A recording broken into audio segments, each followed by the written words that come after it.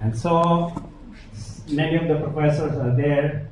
And then if you look at the next program, I just want to, so that's Lipay, the founder.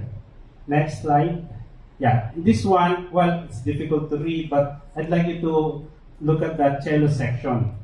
In the cello section, you will find Nicanor Abelardo, the composer of Mucha ng Pasig, and whose name is used for the main theater of the Cultural Center of the Philippines.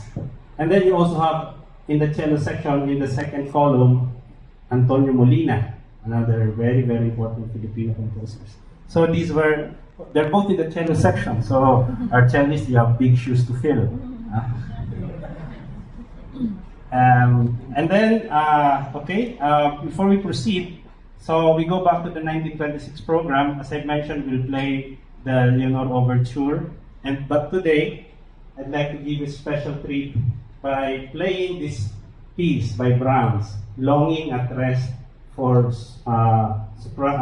voice, alto, and piano.